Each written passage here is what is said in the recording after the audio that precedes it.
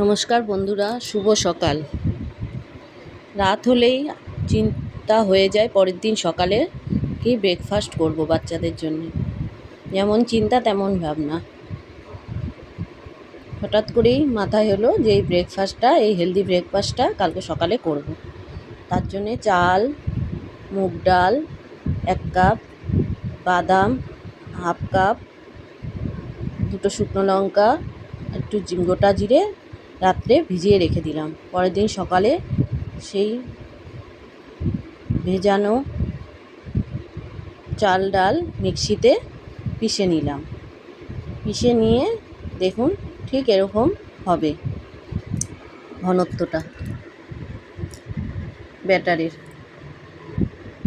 এবার এটা আমি তাওয়াতে দিয়ে ভেজে নেব। তার আগে এর মধ্যে আপনারা যা মন চায় সেই সবজিই দিতে পারেন। আমার কাছে গাজর, পেঁয়াজ আর কাঁচা লঙ্কা ছিল। আপনারা চাইলে ধনেপাতা, ক্যাপসিকাম, টমেটো সব কিছুই দিতে পারেন। এই ব্যাটারের মধ্যে একটু নুন আর একটু গোলমরিচের গুঁড়ো মিক্সড করে নিলাম।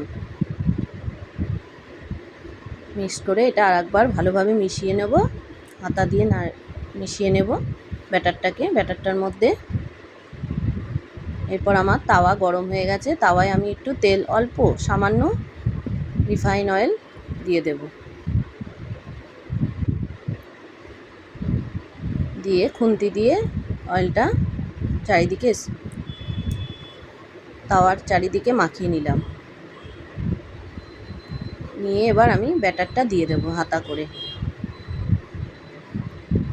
ব্যাটারটা দিয়ে হাতাটা ওর উপর দিয়ে একটু গুলিয়ে ব্যাটারটাকে চারিদিকে গোল করে ছড়িয়ে দিলাম।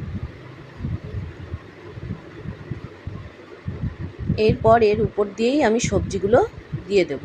আপনারা চাইলে ব্যাটারের মধ্যেও সবজিগুলো দিয়ে করতে পারেন, কিন্তু এরমভাবে ব্যাটারের উপরে সবজিগুলো যদি দেন তাহলে দেখতেও খুব সুন্দর লাগবে আর বাচ্চারা খেতেও ভালোই বাসবে, এতেও ভালো লাগবে।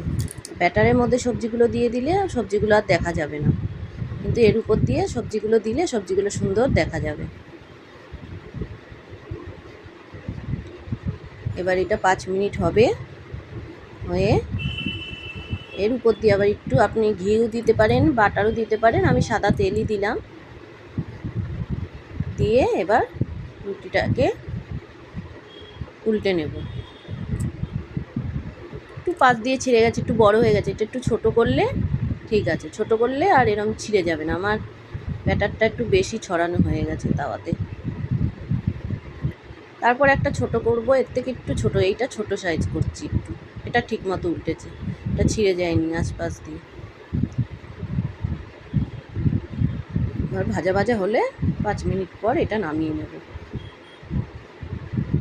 আপনারা চাইলে এটা দই দিয়ে, সস দিয়ে, চাটনি বানিয়ে, পুদিনা ধনেপাতার চাটনি বানিয়ে খেতে পারেন। খুবই টেস্টি লাগে খেতে। আমি সস দিয়েই খাওয়াবো। এই আমার ব্রেকফাস্ট সকালের আজকে তৈরি।